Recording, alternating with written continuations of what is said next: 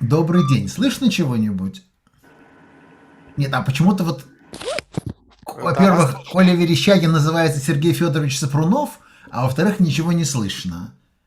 Вас слышно. Да.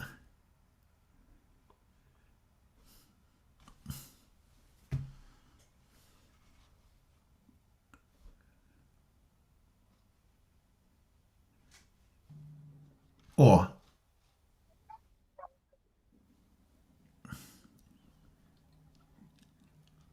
сейчас, а это только я не слышу Верещагина или все его не слышат? Не слышно. Не слышно.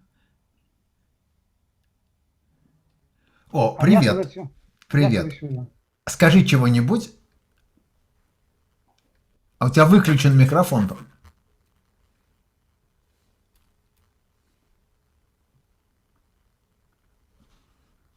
Нет, по-прежнему выключен. Подожди, это... Видимо, он вас тоже не слышит.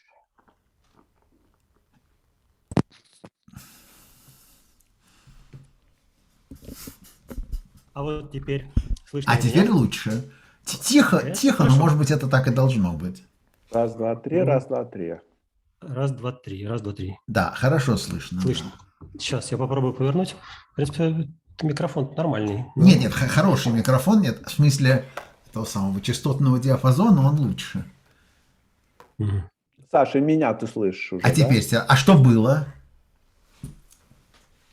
Почему не было слышно? Это какое-то Где? было... да? Откуда нет, я это просто- знал? Да. Я просто наушники включил. Видимо, А. микрофон в наушниках работает, а микрофон в компьютере нет.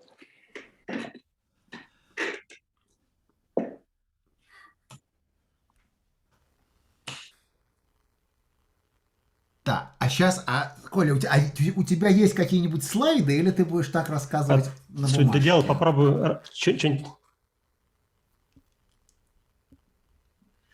Не, у меня есть слайды, я нарисовал. Ну так, это не то, что прям супер слайды. На Да. себе какую-то подсказку, про что я буду подсказывать. Да. А они на русском Щас, языке или только на английском? Какой-то у меня очень плохой на русском. Это плохо? Ну, no, we have Сейчас, одну exactly минуту. one Тут еще есть такая English проблема, что у speaker. меня какой-то очень плохой интернет. That's bad. Так. I can read a bit of Russian, so Yeah. So if we speak English and slides are in Russian anyway, even if you cannot read. yeah, it's not a problem. Yeah, It's not the problem, it's not the solution. Yeah, yeah. but still. Okay, but now there is a connection problem, which is more serious. Прошу прощения, у меня тут как-то сеть пропала. Да, да, действительно какое-то есть отрицательное явление. А сейчас меня слышно, Сейчас видно? хорошо слышно. Ну хорошо, будем надеяться, что нам больше не будет так делать. А нам не надо выключить наши камеры для улучшения? Нет, пока что вам надо как-то включить микрофон, потому что звук совершенно дико искаженный. Что-то с ним не то происходит радикально. Это Андрею. Это Андрей. Ну уж я не знаю, куда уж мне больше включать этот микрофон. Нет, так это просто не бывало беспрецедентно некачественный звук.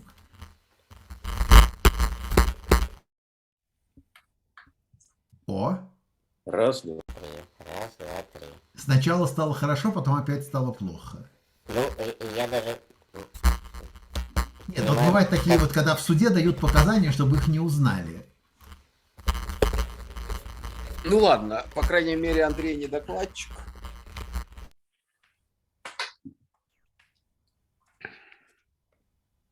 Я думаю, что дело в USB кабеле, который... Микрофон с лэптопом. По-прежнему плохо? Да, вот первые Было два хорошо, слова а были потом хорошо, снова а потом стало стало плохо. плохо. А теперь? А теперь теперь приемлемо. хорошо. Да, ну хорошо. Значит, я просто выключил все эти улучшенные микрофоны, и вот стал... Нет, я понимаю.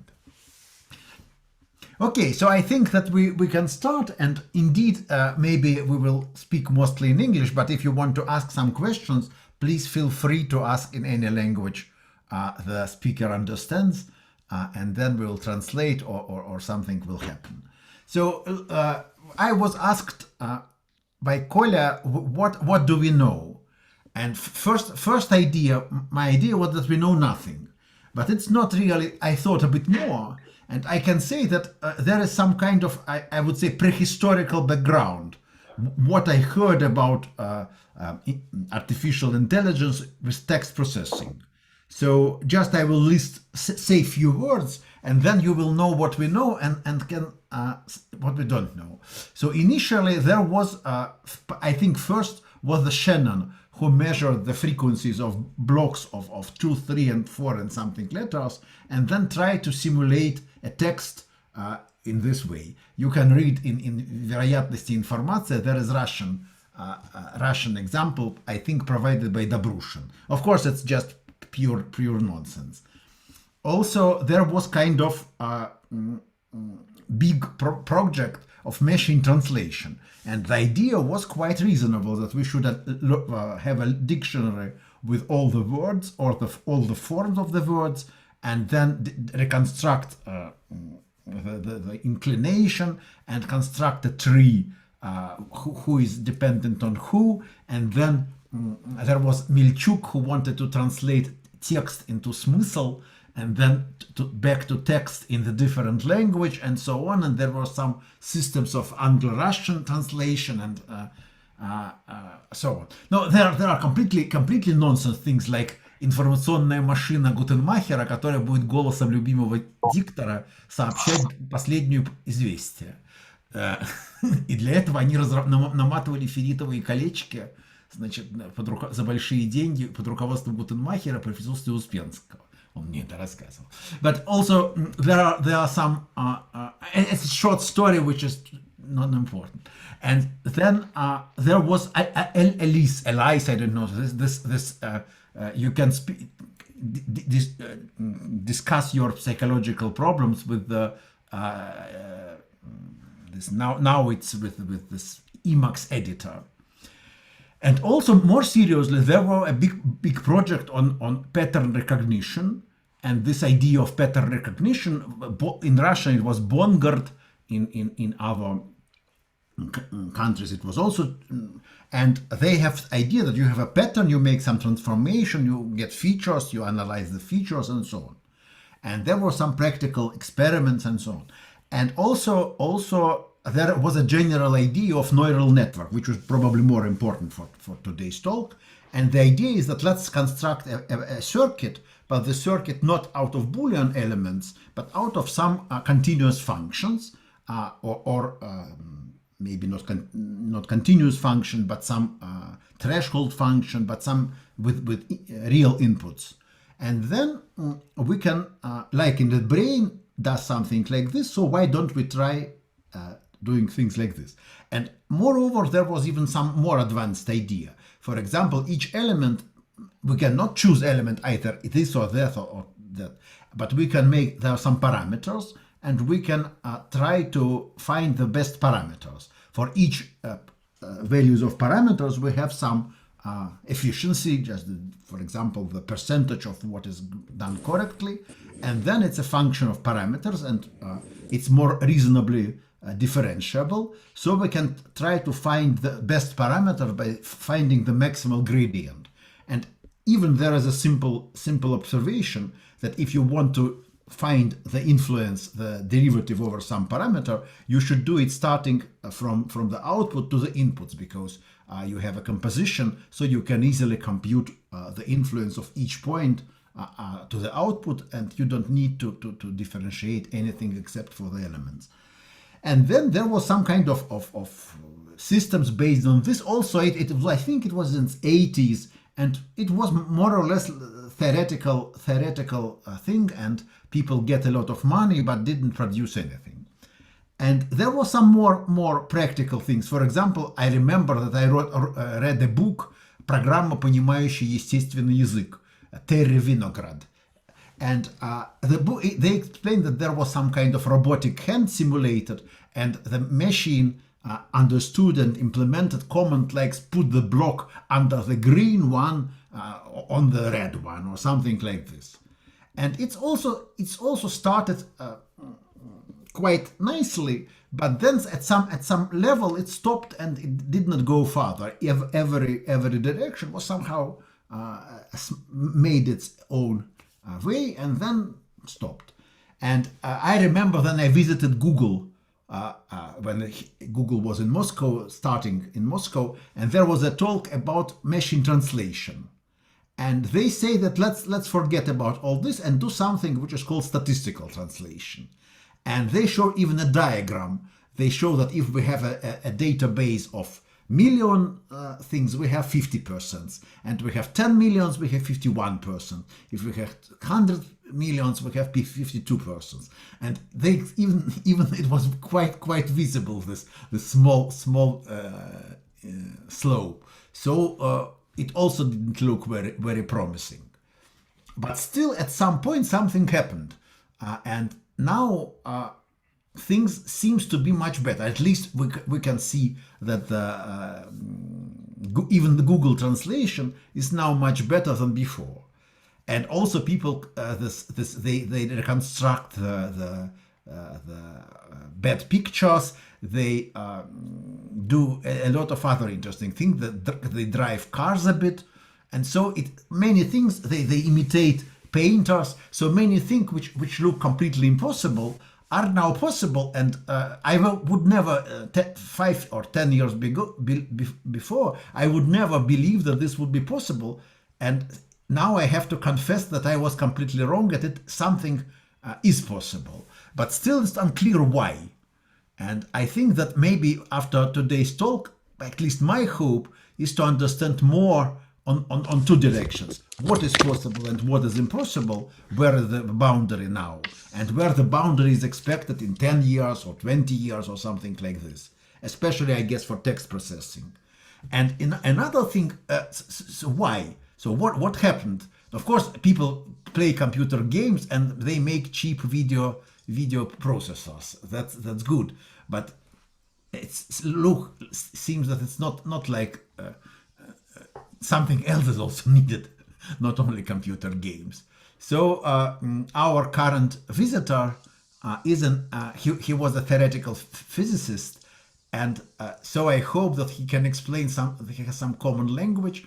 And he not much probably, but still, and he can explain what is happening and why.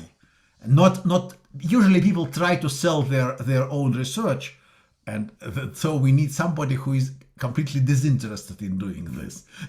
And so I guess this is the right choice for now.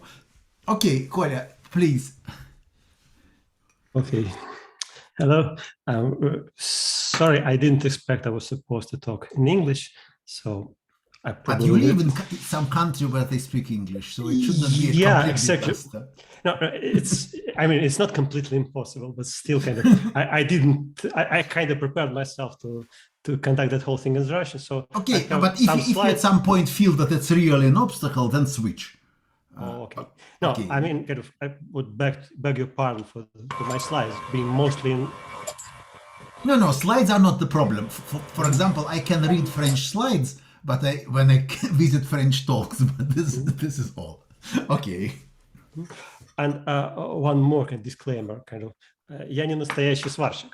I'm a вот software такой engineer. нам и нужен. Нам не настоящий, без толку. I'm a software engineer in Deepmind, so I'm actually...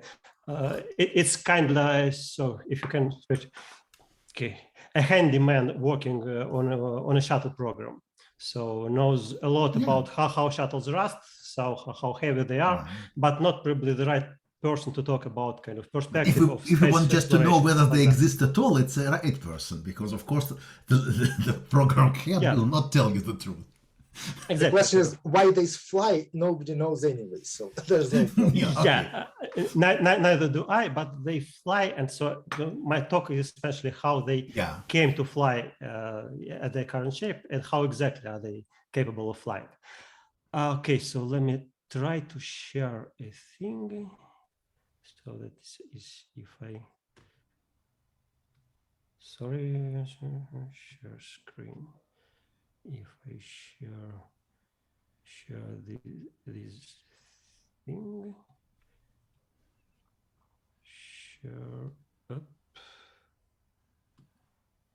Sure. Can you see anything? Yeah, we see even the entire screen, but it's okay. Okay, yeah. Okay, it's entire screen is probably what not. I should rather. No, It was later. It was okay. It was first entire screen, and then no, not screen, maybe window, just with all this left and top things, but nothing confidential, I hope. No, I just wonder how come I cannot share. But it was, for one moment, it was okay. So okay, maybe I just retry and see. Just try a bit, and maybe if it will. Okay, does it look right? Fantastic. Okay, so I will be spelling out the Russian parts for those who don't read Russian. No. The only thing I can do is to read French letters. Yes. I think Bruno has the same abilities. Yeah, but I mean, the semantic elements are all in Latin characters. They should be okay. Yeah. Okay, then. So again, I'm talking about kind of my personal kind of humble view of a software engineer at what's happening in the field. So I'm not in any way endorsed by Deepmind to do that or representing my own research, stuff like that. Just having said that, let's start. So what are those language models? Basically, we are talking about a very simple probabilistic thing. It's just a function that is capable of computing probability of strings of text. Or more exactly, it can compute probability distributions in text of a given length. Length in something that we believe to be units of these texts. They can be characters, words, pieces of words, combination of words, just whatever we decide to use. One important kind of subcase of it, that what most implementations do, they compute not the probability of entire string, but rather a conditional probability of a certain character following a certain context. I'm sorry, gentlemen, someone has the mic on and it could generate a crazy noise. Just maybe it's me because I don't hear any noise. Maybe because now it's way better. So maybe if your mic is just adjusting to the sound level that you have in your room, this seems strange. Yeah, okay. Let's forget it. I just will mute. Okay. So that's most what most implementations do. They take a certain prefix or the string and then compute the distribution of probabilities for the next element in the string. One nice thing about language modeling is that essentially we don't need any manual annotation for that. If we have a corpus which is big enough, we may hope to extract all statistical laws and kind of But there are two things. There are actual probabilities in some corpus, and also there are models. So if we have a model, for example, we can measure the quality of the model with respect to a given fixed text by computing just the entropy, just the log of probability. So we don't claim that we try to find some real probability for real collection of all Russian books, for example. We just construct models. Yeah, I mean, the model produces probabilities that are not supposed to be real, but that's something that gives us a chance to actually first to evaluate if a certain string is more probable than certain other. And one more thing, if we have the probability of the next token, we can generate texts. Let's have a seed item, then generate token, include it into the seed, generate again. And so the official term is autoregressive sampling. We can produce texts of whatever length. Yeah, it's a very old idea. So the first guy to try that was Claude Shannon back in '84. So nothing really new. How we measure them, Sasha got it completely right. A standard measure people report about models is perplexity. And that's exactly, if you get an entropy, that's 2 to the power of entropy. I mean, if your entropy includes the binary logarithm, that it's 2 to the power of entropy. If it's a natural logarithm, it's e to the power of entropy. Defined this way, it doesn't depend on the actual basis of the logarithm. And but let's not say that it's entropy, because it's just a logarithm of probability for one specific instance, and entropy is for random variable. So it's just a specific minus log probability of a given sequence of strings computed, sequence of tokens computed with respect to the model. It's actually regarded as a cross entropy between the predicted probability and the actual, which is singular. Singular or uniform? Singular. No, it's in each point you take the predicted probability distribution over all the words, and then compute the cross entropy of this probability distribution to a probability distribution which is actually happened at this point, which is like a singular one in one place. No, you mean that we compute Kullback-Leibler distance? No, we compute only one on one path.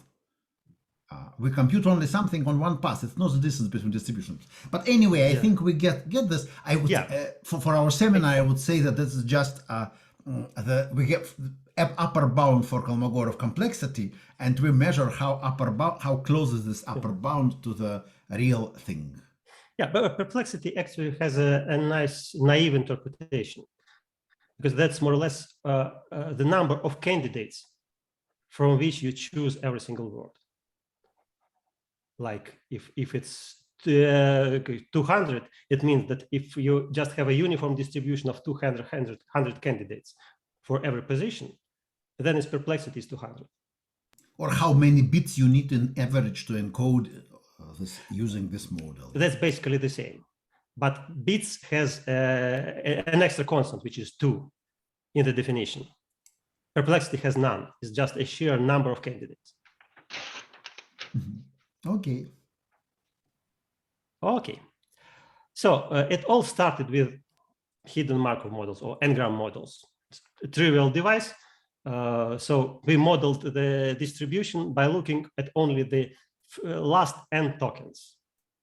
The maximum n I remember was 5. And that was kind of huge models used in Google Translate back in maybe 210, something like that. They are kind of easy to use, but kind of, sorry.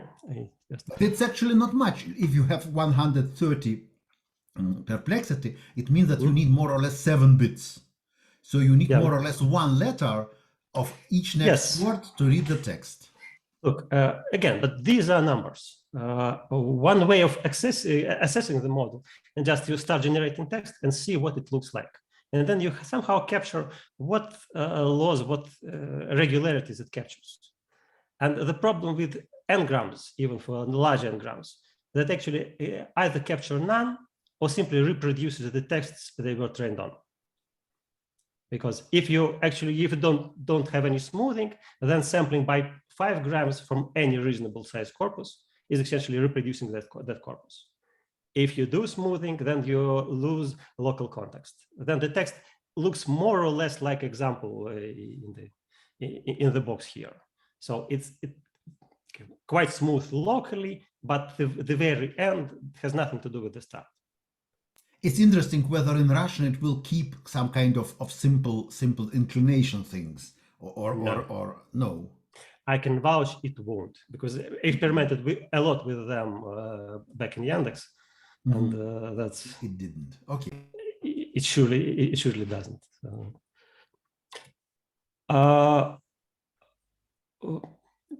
Funny things happened when the deep network revolution came, and that was first models started to appear in early 2000s. So kind of this work by Yoshua Bengio is supposed to be the first real neural network. It's just a normal feed-forward network that used to compute probability of the token, more or less applying the feed-forward network instead of a regular Ngram counting. And it's still... We don't know what is feed-forward, but maybe it's not needed now. At least I don't know. Well, feed-forward, yes, sorry, I didn't realize. So one thing I didn't really kind of expect it to explain are basic things about neural networks, because they I thought they are omnipresent. But just tell what does it mean? Maybe we heard this under, this under some other name. And if you feel like I'm kind of telling things that should have been explained, just please let me know. Feed-forward is just a neural network where your result depends only on your input, as opposed to the previous state of the network itself. Oh, композиционная схема or memoryless. Yeah, okay. Yes, it doesn't have any memory, it just takes the input and produces it. But the parameters of the network appear because of learning. Sure, look, the way of kind of training them is the same regardless of whether it's kind of feed-forward or recurrent. You take the network, you have inputs, you have the loss function that determines how good your outputs are. And the only thing you really care about is that the loss function be differentiable. And then you do, well, basically it's stochastic gradient descent, but almost always with a twist. They're kind of certain optimizers to kind of move around the manifold faster. Stochastic gradient descent is a thing which I probably heard, that you don't move the gradient for the real function, but you take a sample, and each time you take a random sample, so in average you go in the right direction or something like this. Yes, because typically you select a small subset of learning samples, make a so-called micro batch out of them, compute the gradient for the micro batch for every parameter in the network, then set a certain learning rate, multiply the gradient by the learning rate, and update the parameter to all parameters, and then repeat until completion or until your kind of compute time is exhausted or you ask it out from the servers. So actually, there is no actual limit to that. At least in the early 2000s, that was still a very exotic thing. But the real renaissance happened around 2010s, because then two things happened. First, the huge corpora has become available. It's about the time Google published the 1 terabyte corpus. It's about the time Wikipedia reached some really mature size and became a real asset for language studies. And the next thing is the advent of graphical accelerators. GPUs that matured in video games turned out to be perfect parallel computational units. So whenever you needed to do something, the same execution on lots and lots of data in parallel, GPUs were the answer. And this is exactly the case for neural network, because computations are typically the same, but parameters are organized in large vectors. But it's more GPUs than big parallelism in clusters or Yes, typically it's GPUs because things are tightly connected together. A typical neural network is organized in layers, and the next layer requires results from all items in the previous layers. So these things, whenever you have a slow network link in your system, your performance with the neural network actually struggles. Okay, so we've got let's see what goes on. And the first thing that I remember that was actually strikingly good as compared to the to the Ngram models, was the model by that was Sutskever, Hinton, and I don't remember who else. The third guy was there. They trained the model not on words but on characters, and the model on characters produced an almost smooth text. If you look at the first example, I'm not sure if you can see it, but it actually looks like it. The sentences are grammatically correct English sentences. Sometimes they are not. Sometimes it invents strange words that don't exist. But how many symbols previous symbols they taken into account? There's some fixed number or all previous symbols or what? These are recursive networks. So these are essentially neural networks that have a state. They take a symbol, they produce a result, but the result depends on the previous state of the system itself. So the state of the network acts as a memory for the previous state of the sequence. And how then do you train? If you train such a thing, there is a divergence, and then what you do? Yes, you actually, when you train these things, you suffer, because they are trained using the so-called back propagation through time. That is essentially you unfold the recursive network into a very, very deep network that is not recursive. You stop at some point, surely, but you unfold it back like 20 steps, something like that. Yeah, okay.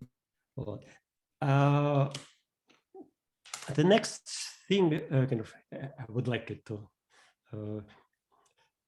there was this link from Andrei Karpaty's blog, the unreasonable effectiveness of recurrent neural networks. He also trained a character by character model. And he first applied that same idea to generating structured text. So he generated a Wikipedia markup, he generated LaTeX, and it was correct, just really legitimate LaTeX markup that could be compiled, and was a legitimate wiki markup. The text was still somewhat strange. If you look at it, there are kind of invented words or non-existent names. But suddenly we've got to a state where a language model was capable of capturing long-range dependencies. It's look like now like you, for a journal like MDPI or something like this. So it looks reasonable. Yes, it's reasonable. It still has no meaningful content, but it has syntax. So you get long-range dependencies, and that was a revelation, because we kind of used to how bad n-grams were at that point. But these models were really difficult to train, because one problem with that backpropagation stuff, you cannot really parallelize it across the sequence. You actually need to know the previous state before you compute the activations for the next. And that limits it a lot.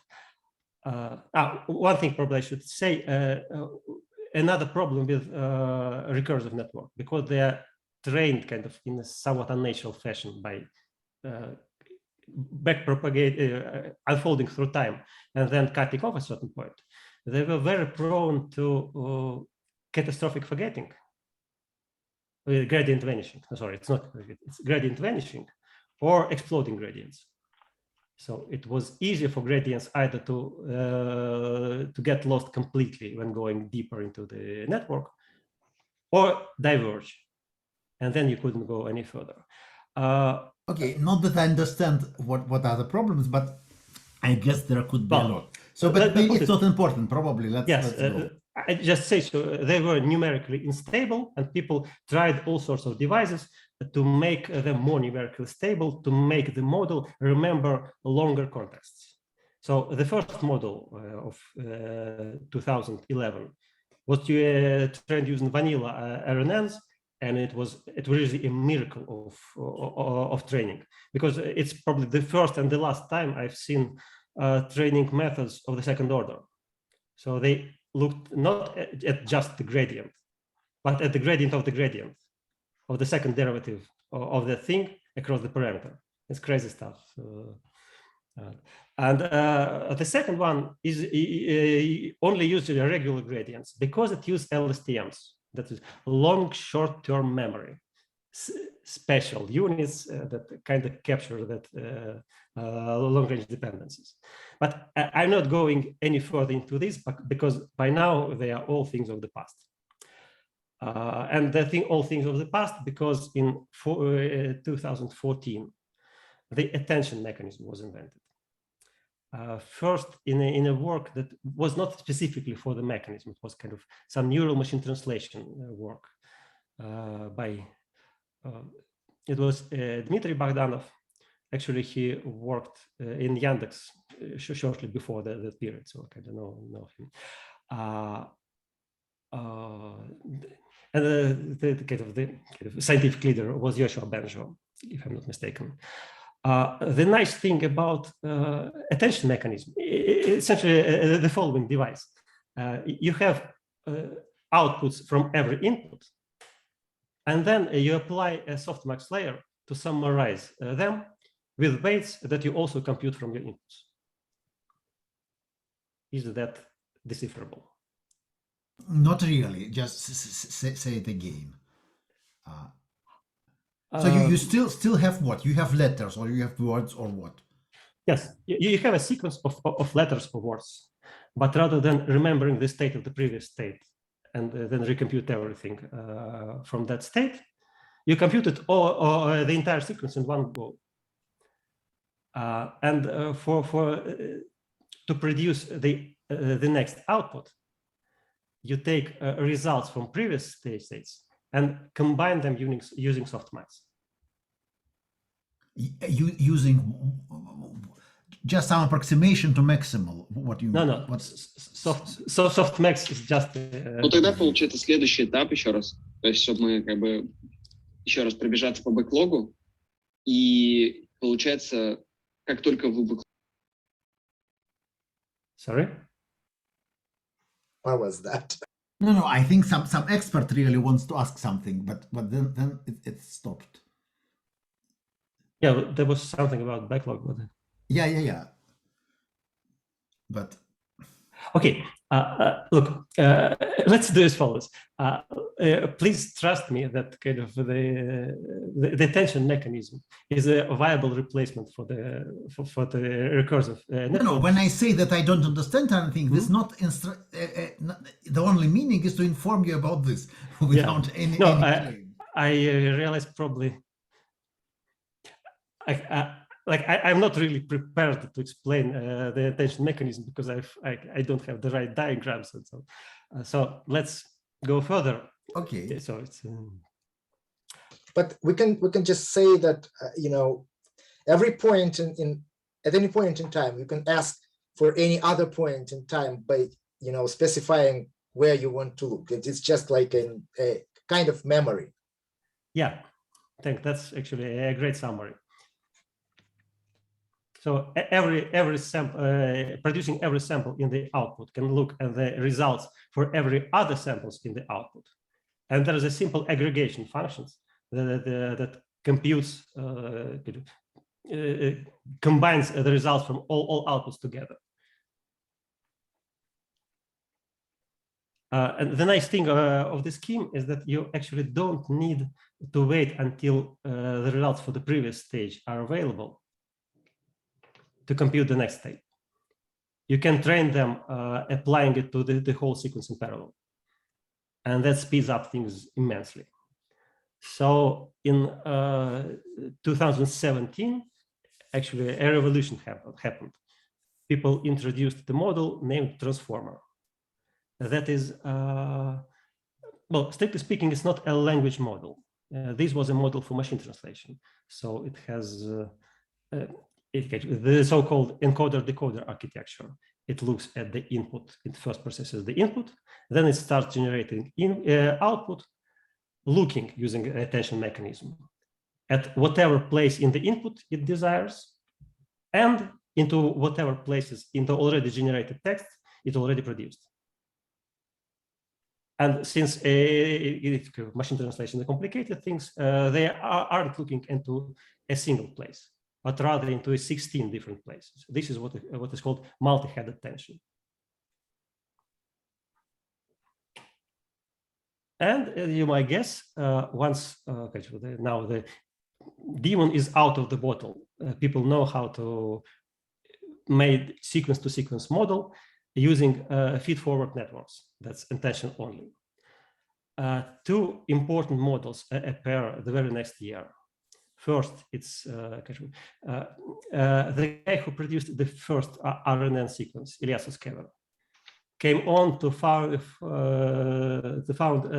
his own startup, OpenAI, and that's probably the first the first big result from OpenAI, named GPT, generative pre-training model.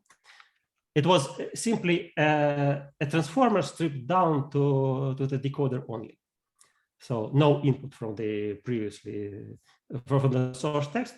You just generate tokens item by item. Also, to make sure you don't look ahead, you apply simply a Boolean mask to all inputs. So when you generate things for a token number n, everything from n+1 and further, it just masks out. And then it can be parallelized. You can reliably train it in parallel and still produce respect,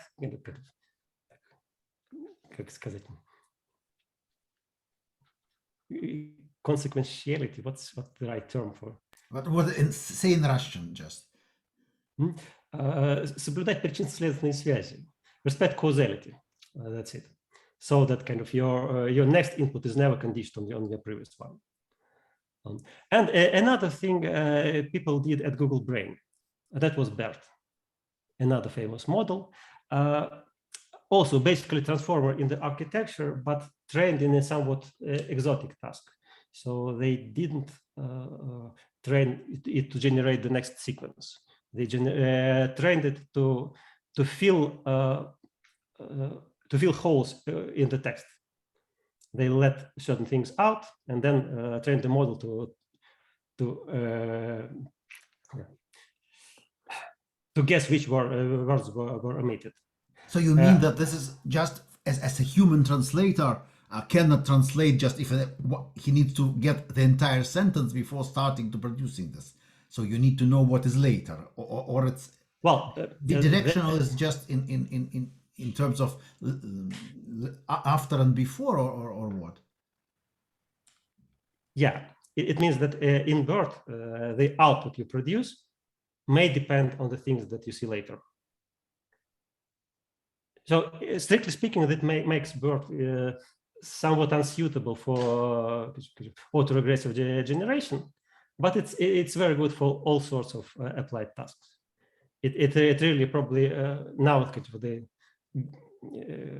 number one tool if you need to produce so-called embeddings, if you need to have a compact fixed size numeric representation for a string of text of variable length.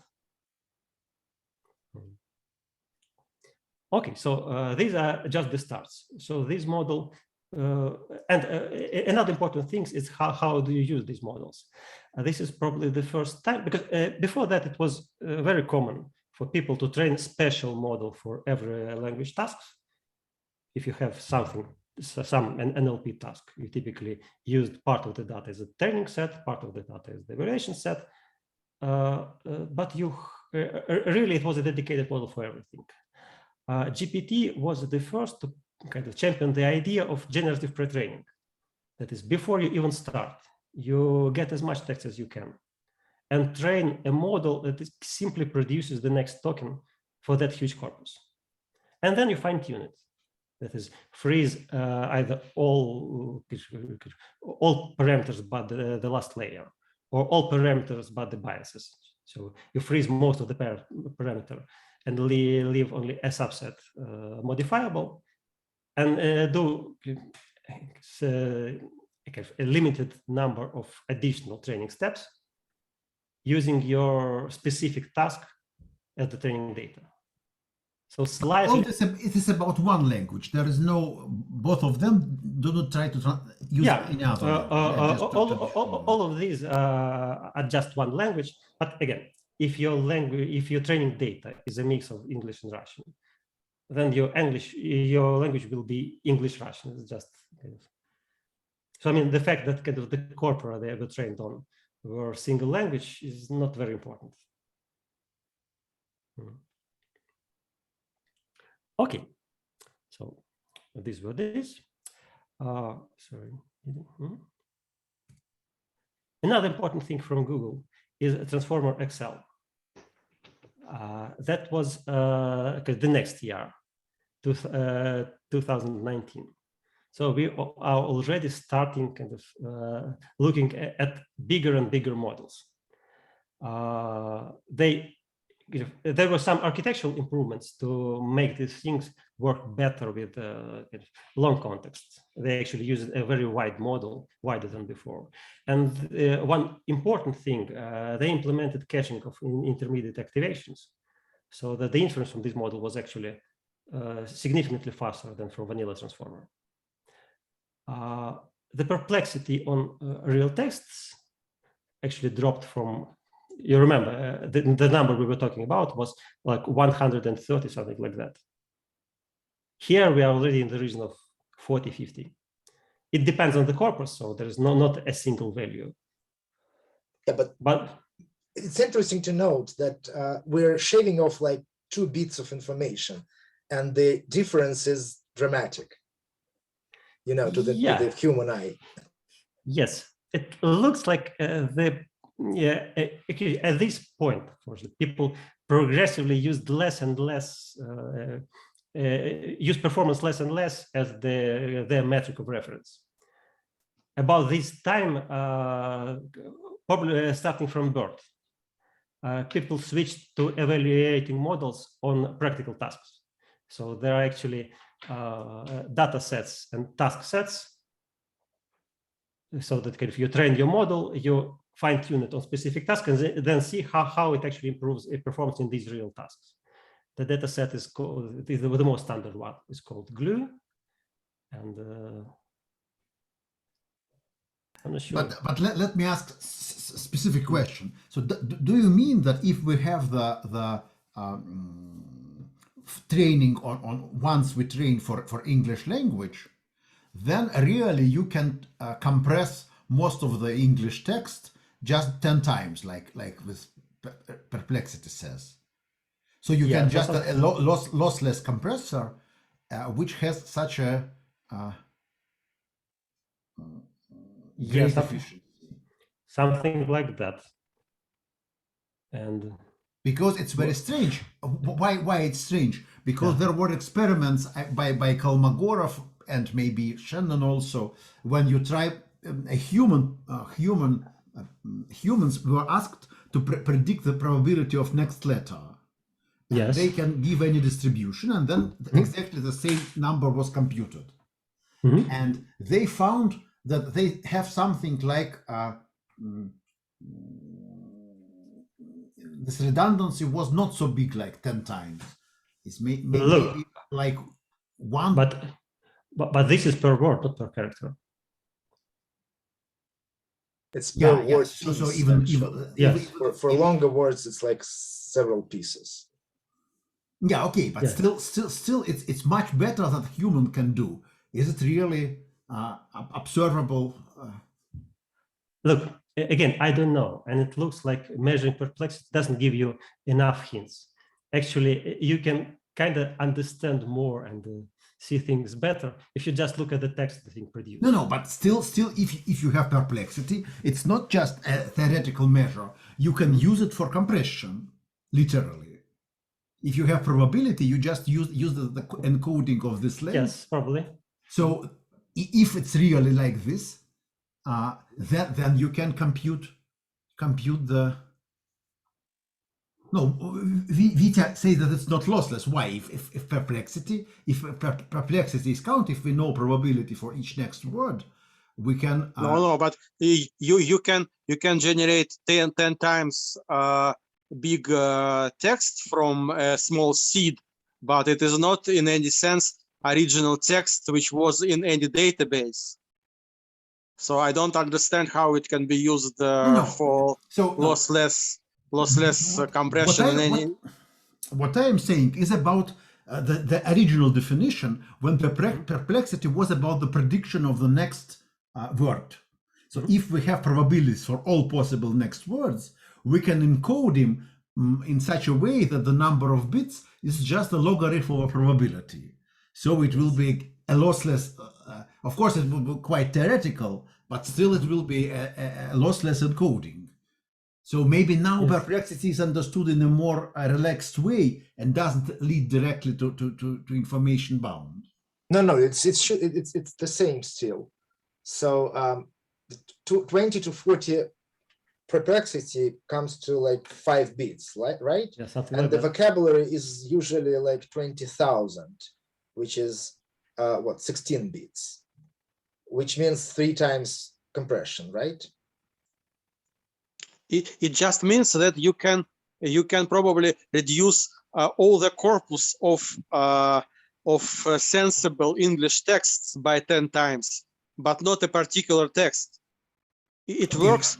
It works for the whole corpus. No. Okay, I should look what Shannon measured and what were the results. But frankly, there is something which I don't understand. But okay, let's. It seems like this perplexity leads to like 3 times compression, not 10 times. Yeah, but this means that even having a dictionary gives you much better result than Shannon experiment. What is strange for me, but okay. Well, it only means it tells us about the inefficiency of the human coders as kind of probabilistic devices. So no, that indeed it's possible, but still strange. But okay, let's move. Okay, and let's also switch to Russian. I think it will be more clear for everyone.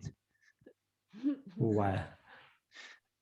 Because there's subtleties, lossless and not so on. And so on. Okay. So if you can sacrifice, maybe at some moment we will switch to Russian. Yeah. Okay. Well, I mean, let me kind of mix languages freely. I will still kind of follow the main presentation in English, and then whenever I feel like I lack the expressive power, then. Okay. So. Just one thing I wanted to show actually is the text generated by Transformer Excel, because this is already kind of, this is coherent not only syntactically, but also semantically. It still invents things. You can see kind of strange names of Russian princes there or inexistent places and stuff like that. But all verbs mean what they should mean. And kind of the description looks like it might really have happened. That's probably kind of the first thing.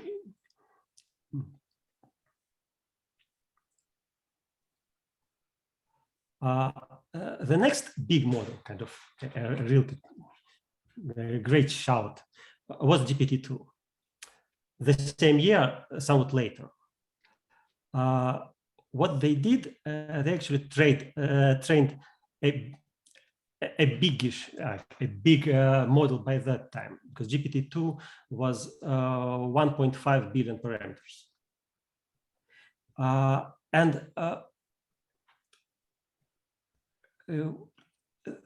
What they claimed essentially, like at these kind of sizes, the model starts learning things from the texts that go beyond probabilities of words.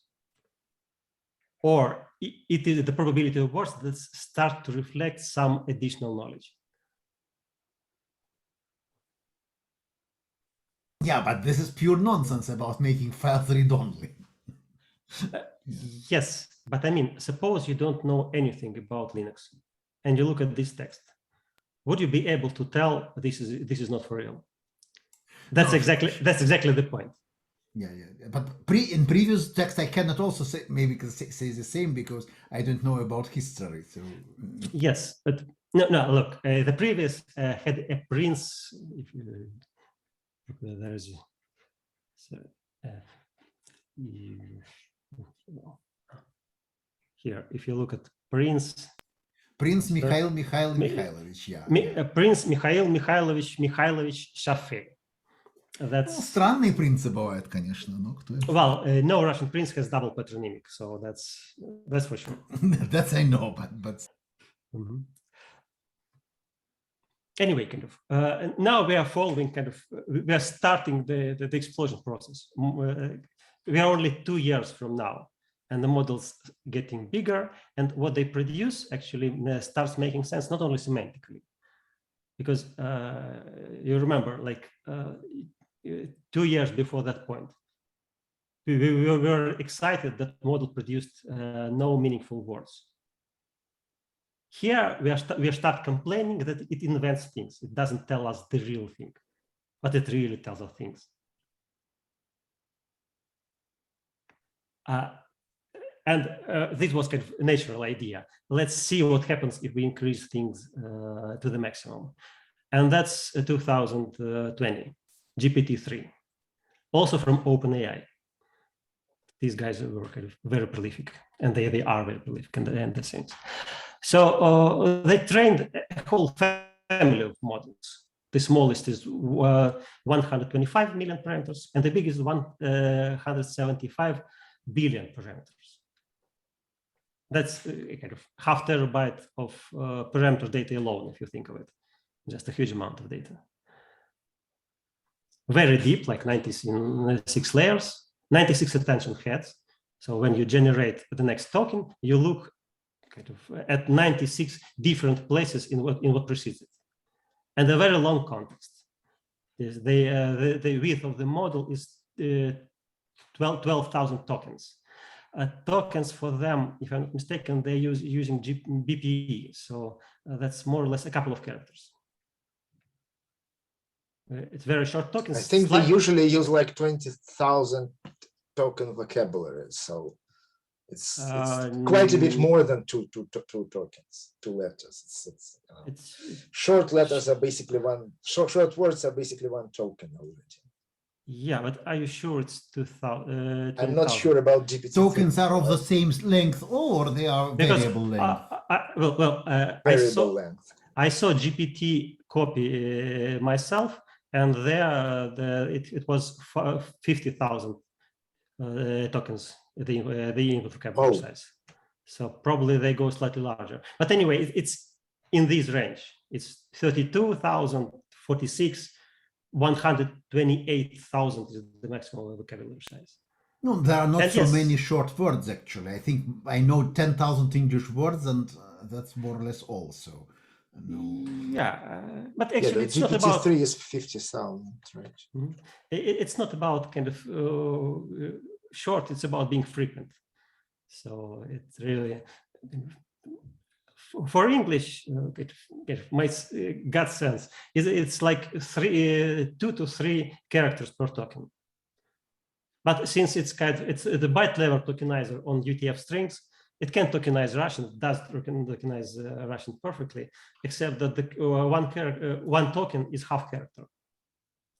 1 byte of a UTF sequence. It still works miraculously. So it actually, the context is shorter, but it works. The nice thing about GPT-3, the things that became possible, it became possible to kind of talk to the model, to explain to the model what you want from it. And the very idea of few shot learning is about that. You give the model the text description of what it should do and a few examples. And it kind of gets it. It captures the thing from the input only. For instance, you wanted to generate articles on a given topic. So you give it, I don't remember how much they could fit, like 10 or 15 examples like this. The blue things are the prompt, and the rest is generated by the model. It's a real example from GPT-3 paper. So you give title, subtitle, and then it goes on producing texts. That was probably kind of their most famous examples, because when they showed it to the real human raters. The accuracy of human raters of discerning whether it is computer generated or real was 12%. 88% of the people said it was written by human. And of course, it was native English speakers. Not Look, like... I don't know. If you ask me about the experiment details, I won't be able to. So I don't vouch for that. But still, the figure is impressive. So, as one guy said, kind of, we can argue whether the dog is speaking the correct English, whether the dog is respecting its counterpart. But the very fact that the dog is already speaking is beyond doubt. Excuse me, Sasha, you told that, of course, they were not native speakers. So No. Of course they were. I think the experiment should be with native speaker, because for me, I just don't understand something. Just standard English philosophical blah, blah, blah, without local problems. But I cannot follow what is, what is theologically or socially conservative. Maybe there is something like this. Why not? But, it's not enough to be a native English speaker to understand what's this. Yeah. Okay, but still. No, I guess they still make some reasonable experiment. I don't think they cheat. So, Yeah, but we can always check the original paper for that. Yeah. But is this still a nonsense text? Already makes sense. Look, it's a you can decide for yourself. Plausible text. It has no relation to whatever thing happened in the real life. Okay. In many circumstances, because whatever the size of the model, the hallucination problem, the tendency of the model to invent things is still there. It produced a plausible text, not a real one, because it was asked to produce a plausible text, not a real one. But I'm thinking what they will do with Sigwin, for example. Yeah, it's not so much different from Sigwin, I guess. It's because we just know better about Sigwin, but also it's longer. So, frankly, I don't know. It's just kind of an established fact that text generated for GPT-3 are already good for almost good for unsupervised human consumption. So they made a lot of noise when then refused to publish weights for their final biggest model, citing the concern of it being used to spread fake news as the main reason for that.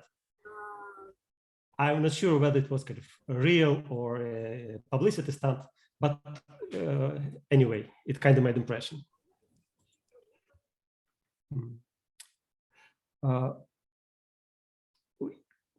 One thing I personally like, it is possible to play language games with GPT-3.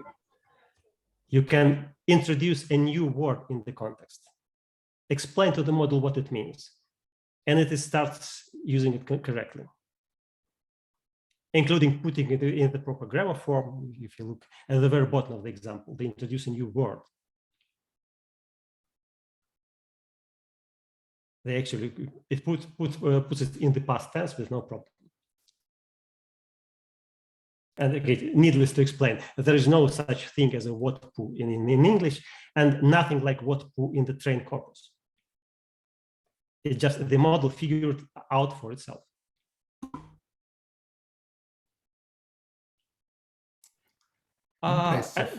And one thing they did is they first introduced the concept of scaling laws, how exactly the performance of the model depends on its size. And it turns out things like perplexity and performance in real task. Actually, it goes up more or less linearly with the logarithmic increase in model size. And there seems to be no saturation, at least not yet. This is an example of it's trivia QA. It's a data set used for basic reading understanding. You have a short excerpt of the text. You have a question for the text that is answered by something contained in the excerpt itself. And then you ask the model to produce the answer, to generate the answer. One way to do that with GPT-3 is just few shots. Simply you produce examples of what you expect from the model, and it figures it out.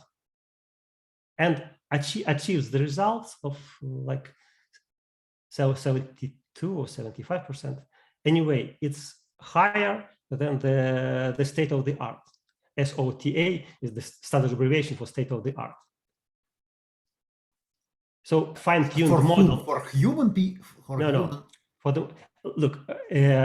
This trivia QA is a trivial task for human. Humans easily achieve 100%.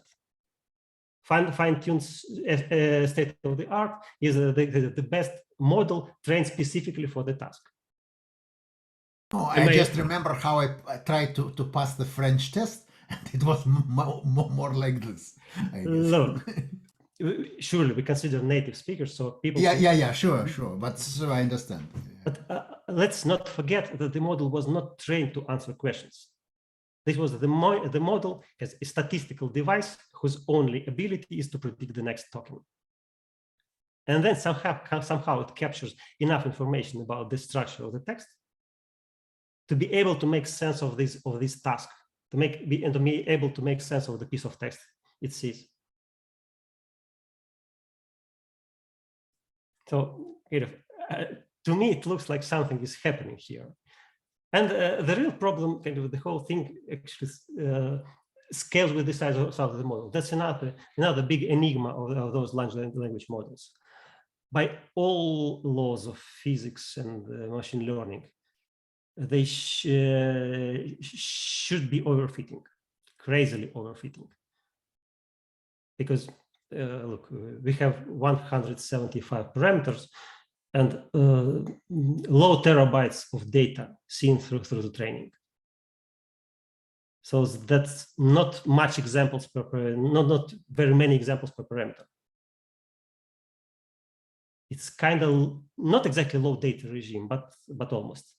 They should be overfitting. They don't. But if you imagine an example that you get, you just split all the corpus into two disjoint parts and make training for one and for other, you still get completely different parameters, which will still give both efficient work, or you somehow converge to the more or less the same parameters. Yeah, I mean, when you train on a corpus, you kind of expect that your performance on the test set is higher. So the performance on the test is another story. Imagine we just want to estimate the overfitting. So we train on valid but different parts of the corpus, just randomly, chosen randomly. And there are two possibilities, I guess. So first we get more or less the same parameters, and another possibility that we get completely different sets which have nothing in common, but still both are okay for quality measures like this. I'm not sure. The latter one, of course. You can't arrive at the two exactly same models because, for example, any position on an internal layer, yes, you can switch two of the dimensions and get a completely different you say that it's not even reasonable to measure the distance because they are under some permutations. Yeah. Yes, yeah, they're equivalent to some permutations. Twice and still get differences. Excuse me? I think you can train on the same set of data twice without this split and still get differences, right? Because it's a kind of randomized things, yeah? Sure. Well, you can get rid of the randomness and then you get the differences because of the numerical instability, of course. Okay, let's... Which would accumulate because there are so many steps to train it. Okay. I mean, we kind of diverged because my only point was to say that currently we are kind of in 100 billion parameters regime and still have the impression that the bigger is the better. That's really where kind of the armaments race starts. Kind of every big guy wants to produce their own, the biggest model possible.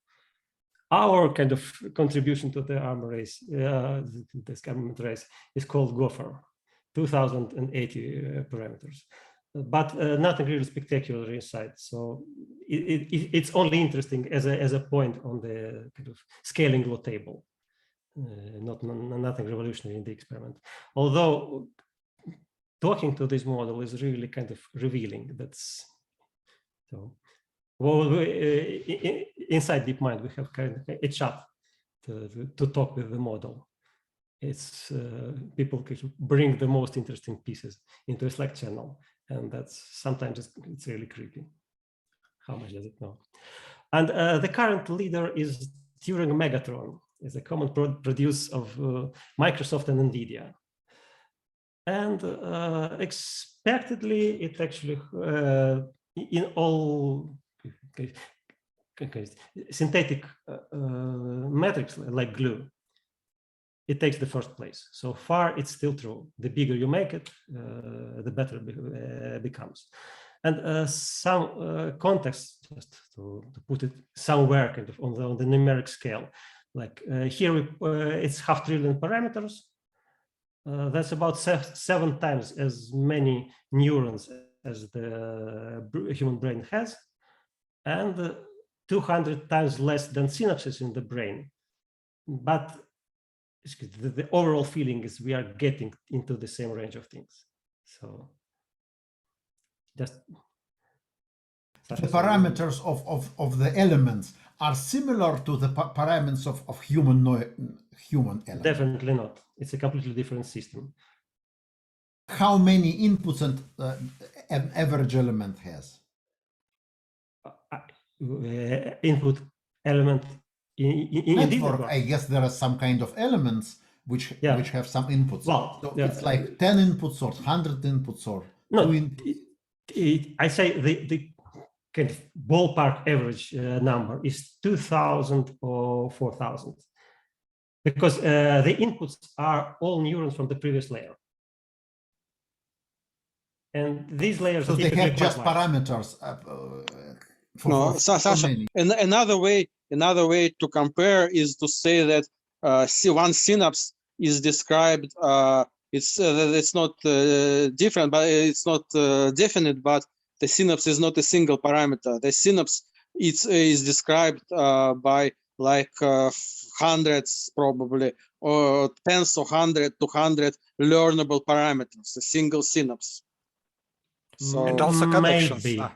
Maybe yes, not, because it's a connection. It's a connection, and its как проводимость is described by many parameters, which are also all learnable. So it's not 200 less. If you just look at the scale of parameters, it's not 200. It's probably like 2,000 less than the human brain. On the other hand, the output of a synapse, as far as I know, it's a spike. So it's essentially binary. And yes, our output is a float, which is richer information. Yes, it's single output, but the function of the synapse is described not by a single parameter. Learnable parameters of the synaptic connection are many, as well as I understand. There are 2 questions. First, if you want to simulate in one direction, if you want to simulate brain by a model, or if you want to simulate some computation by a brain.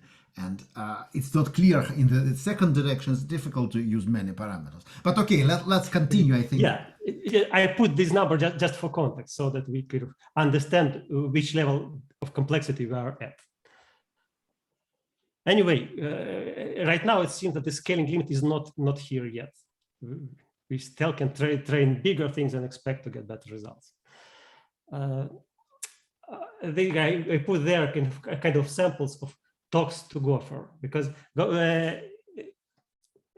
since the model generates text, if you ask them in pre-context that the text to be generated is a dialogue, it really generates the next turn in the dialogue. It also generates the turn the next after the next, but that's where you actually truncate it and present to the user. And there are some samples of the dialogue. It looks like it already learned a lot while reading the training corpus. So it really knows correct things about dinosaurs, but sometimes makes crazy statements like a dinosaur weighs 3 times that of a poodle. That's probably kind of an underestimate. But other than that, I mean, it's pretty nice description of a dinosaur. Look, there should be some special training that to say that I am an AI, so I have to know about them. I think it's not from the real model. How in corpus you don't have things like this. Look, the model actually they are producing texts that are not in the training corpus. They're combining elements freely, but they're producing new texts. So how they can produce text like I am an AI in the second line if they don't self-consciousness. It's not well. This one is not self-conscious. Look, these dialogues are produced. If you look at the Gopher paper, there is a preconditioning prompt that is prepended to the whole thing. It's not visible in the dialogue, but the system doesn't start afresh. It starts after a long sample of a dialogue that we wanted to conduct. Where there were some people trying to simulate. But it probably used a big corpus of science fiction literature. So there, everything was included in the learning corpus. So it's not a wonder that there were samples of this type. No, I mean, specifically for AI, it was conditioned by a text that starts like, this is an example of a dialogue between a human and Gopher, a smart AI agent, stuff like that. So it is actually in the prefix. You don't see it here, but the dialogue doesn't start here. Before that, there's a huge explanation in plain text what the dialogue is about. Well, one other funny thing is that by putting things into that dialogue, you can actually inform Gopher's character. You can make it more rude or more polite, speak familiarly, speak formally, stuff like that, just by telling him, speak formally or speak in a familiar way.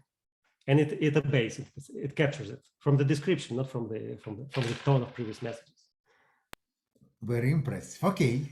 Well, sometimes it can be kind of freakingly accurate. That was kind of one funny example when it actually generated a correct Wikipedia link for Escherichia coli. I don't know how it did it. Probably there were kind of lots of well, frankly, strictly speaking, Wikipedia links are quite regular, quite predictable. But still, I find it funny that it's able to predict it. But the original Wikipedia, so what was in the?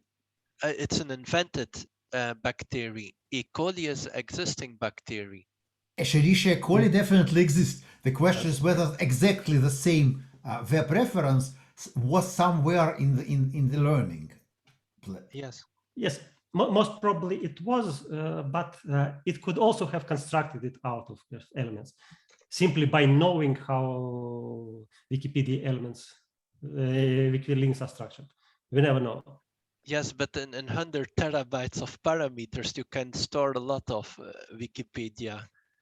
No, parameters are 1 terabyte because it's 280 billion parameters. That's 4 bytes parameter give us slightly over 1 terabyte of data. And the training corpus is much more. The training the corpus is 1.3 terabytes, so it's just slightly over one character per parameter. Okay. But still it performs better than GPT-3. Actually, there are signs that Gopher might be severely undertrained. So probably we could have squeezed even more from that. But anyway, it's still quite impressive. Very impressive. Actually, you are not constrained to natural text by these things. You can actually do impressive things by predicting other structured things, specifically if they are human generated. So here are two quite successful examples of applying that same idea to computer programs. Probably one of the best known is OpenAI Codex. They trained a language model on a combination of natural text and GitHub contents. Now it can produce and predict code in Python or in Java. There is actually a working implementation of that in GitHub Copilot. Personally, I don't have access, but I know people who do, and they are actually freaked out by how this stuff is actually capable of writing simple functions for them, or kind of creating a proper set of test sets, just looking at the text description of the task. It simply says how predictable are we programmers when it comes to choosing. Unfortunately, formulating the task is also is actually harder than writing the code usually. Yeah, this is also true. But look, if you still have to kind of, if your style guide requires docstrings, then whenever you have docstrings ready, the fact that someone could actually give you a rough implementation that is almost working is actually a huge help. And another stuff that was done kind of on our side, that's Deepmind alpha code. Basically the same thing, model trained on publicly available texts of programs and natural texts. Applied to run coding competitions on Codeforce. And results like... Does it have access to testing? Or Yes. even without this? Look, this is trial and error. So how it works? You have a model that generates actually millions of continuations for the original task. And the original task is, they are all structured the same way. There's a text description, examples of the examples, and then there are also open tests that you can run. You can run yourself to make sure that the program works before submitting it. So how it works? It takes all textual information that is available, generates millions of programs, filters out those syntactically incorrect, filters out those that don't pass the open tests. Then there's another model that generates potential other text inputs, given the text description and the text inputs we are given as open examples. Then we run those generated inputs and cluster our million program into clusters according to their behavior on those generated examples. Because these are new, we don't know whether they're true or not.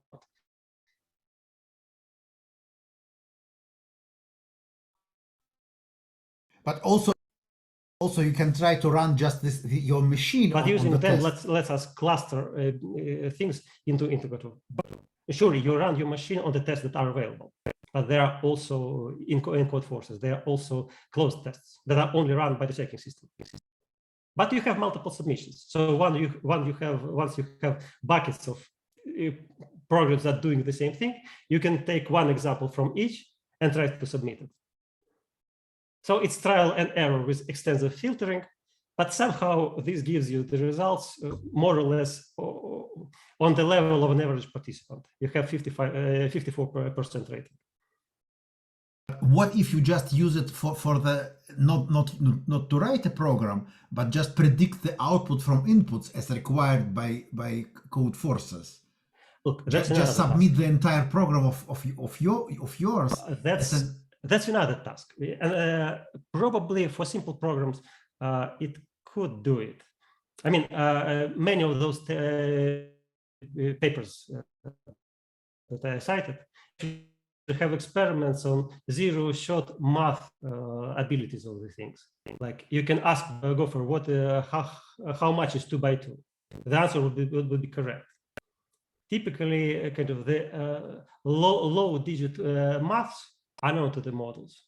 They know how to do arithmetics without being told.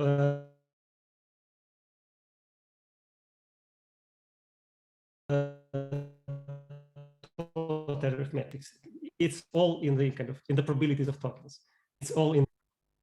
Okay, actually, before we get further, one thing I wanted to say is it's one analogy that kind of I feel when I'm dealing with this thing. I'm not sure if any of you remember this short sci-fi story by Stanislav Lem, Terminus. That's a story about it's from the series of pilot Pirks. When the pilot Pirks gets to the he's hired as a captain on a very old ship. Then he inspects the ship and realizes it's the ship that actually belonged to a famous captain in the past, and it is the ship in which the captain actually died. There was a well-known kind of в общем, была знаменитая авария, в которой погиб командор Момсон. And there is a robot, an android, there that is responsible for maintenance of the nuclear reactor, whatever. And the android does a strange thing. He, from time to time, he starts knocking on the metal tubes. Knocking and knocking and knocking. Commander Pirks listens to the knocking and understands it's actually a Morse code. He listens to the Morse code and deciphers it. It's actually the last talks of the crew of that famous commander. Just before they died, they were isolated in their compartments, and they were communicating by knocking on the tubes. So it listens to the kind of the reproductions of their talks, listens and listens and listens, but then at a certain point he knocks himself on the tube, something like, "Why Momsen is not responding? Почему Momsen не отвечает?" And suddenly, what the robot does, the robot it continues knocking with the text like, "Who is knocking? Who is that? Is that Momsen? No, who is that? Who else is there?" Like kind of the guys inside the robot's head noticed his presence. And before I was doing all that, that was for me some sort of a, you know, сверхъестественная история. It was something about supernatural, whatever. But if you think of it, that's exactly how a language model, a sequence model of Morse code produced by those guys should have behaved. There is kind of no, it is the predictable behavior. If only we may wonder how long did they stay there for an android, a nuclear reactor maintenance android, to learn the sequence model as a fine-tuning for his inbuilt language model. It's just kind of Саш, you're muted. Since you write, что будет дальше, так что же будет дальше, вот скажем, через 10 лет? What can we expect in 10 years? I don't know. I'm not even trying. Things I listed here are kind of directions that seem to attract most interest now. Or it seems to me that there are lots of things happening in these particular spaces. So it's probably not for the next 10 years. This for the next year. For the next year or two. But for the next year or two, you expect that you just will increase the parameters more or less linearly, and things will become linearly better. Look, right now, things the size of Gopher are hardly manageable. I'm just I cannot tell you how difficult and kind of resource consuming is training such a model, and even serving inference from that model is a pain. So I'm not sure it's going to be kind of straightforward increase in the number of parameters. things that people do. One example, I wrote it here because it also was widely discussed. The so-called switch transformers. These are models with branching inside. So for every particular, to generate a single output, they don't use the entire model. Rather, they have some non-trivial routing logic inside the model, so that it selects the part of the model that should work and the part of the model that should stay silent, and only channels the inference towards one of these parts. So they were able to achieve 1.6 trillion parameters, but they are not kind of honest 1.6 trillion parameters. I mean, performance-wise, it's still on the levels of something like 300 if compared to so-called dense transformers. That is models that use its entire parameter set for every inference. But still, this seems like an interesting direction. Like the models becoming more and more distributed and actually selecting which part process which input. Another thing is that people are trying to somehow combat hallucination problem. That is, the model output is plausible, but is it real? Is it grounded in something in the real world? Well, one could try and incorporate everything into the model parameters, but that's a dead end because the real world is changing. And you are not going to retrain a monster like GPT-3 every day. So one solution that might be is just to combine the model itself with some source of external knowledge. So you have an input, you understand what the input is about, and then you query the outside world. One thing, retrieval models is kind of one class of those things. So one that is done in Deepmind is cited here, but a very similar thing with a twist, however. That's the next point.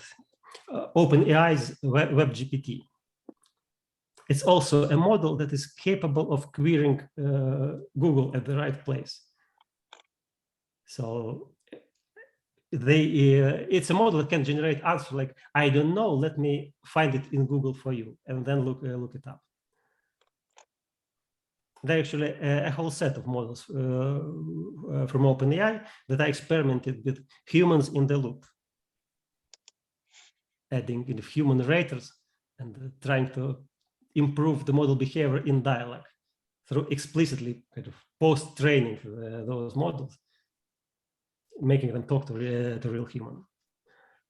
And then the very natural next approach is trying to mix images with text. Because so far we were talking just text only, but we are already talking the input sizes and the model complexities that are perfectly capable of taking in regular images or even videos and do reasoning on top of the entire thing.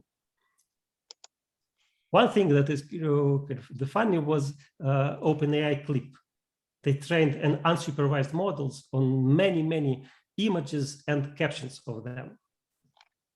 And they could beat the previous older ImageNet results without any fine-tuning. Because the model... So does it mean that just most modern capture things are not really useful because they can be, if it's probably expensive, but if not, they all can be easily solved? Well, if you have a GPT-3 instance at your hand, then presumably you have more money than you need to kind of to break it up. yeah, definitely. But no, it's not a practical question. But... When something like a GPT-3 is in every iPhone, then yes, I see no way for the capture the current style to stand.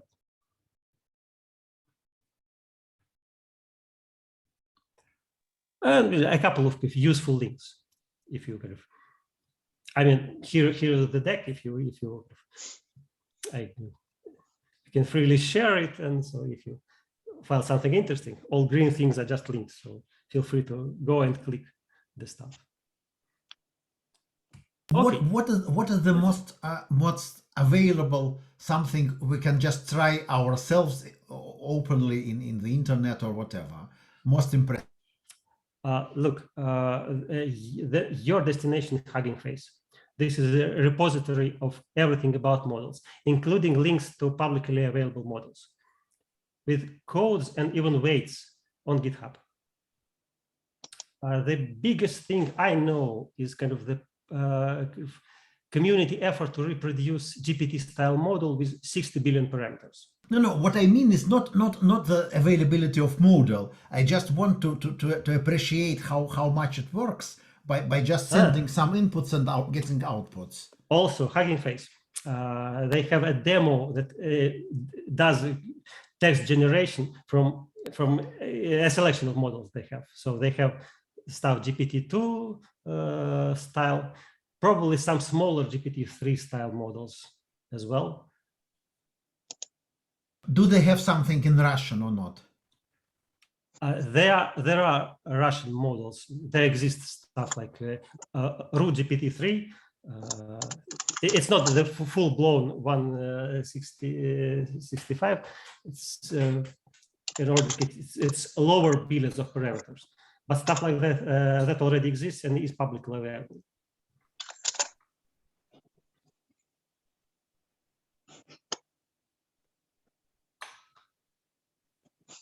Okay, look, I'm done basically. So sorry for kind of it took me probably longer than I expected. So please ask questions if any. Can ask question.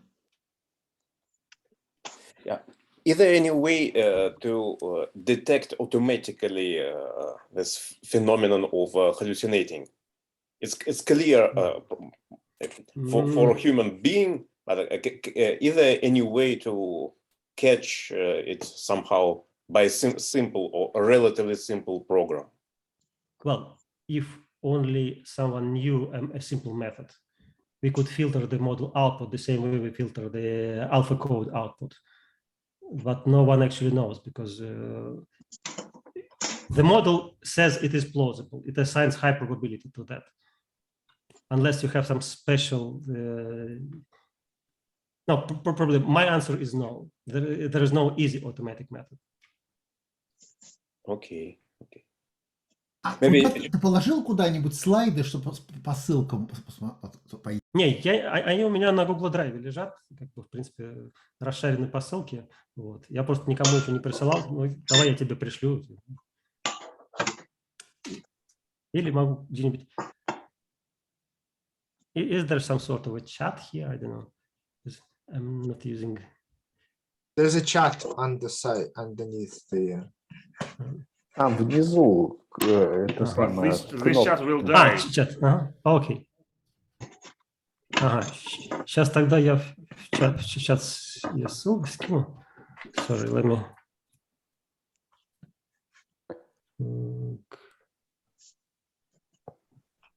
Я вот почему вопрос задал. Видимо, люди, которые в этой области работают, они в разных контекстах решают такую задачу, как заметить, что этот искусственный интеллект делает что-то не то. Может быть, часть из этих технологий можно напускать на людей, чтобы быстро автоматически определять, что человек говорил какую-то ахинею, и значит, дальше можно ничего. Ну, это можно с 90% вероятностью сразу сказать, я думаю. Нет, знаете, я такого рода общий вопрос не смогу ответить. Окей, I posted the Спасибо, да-да-да, это все. Все работает, все видно. Да, спасибо. Please take it for what it is, kind of. I'm still не настоящий сварщик. I have another question. So how expensive was it to create these models, GPT-3 or something? How much money did it? And can this scale further?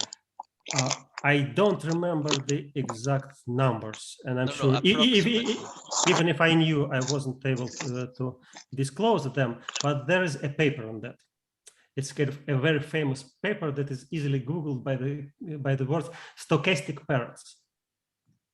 It's called On the Dangers of Stochastic Parrots.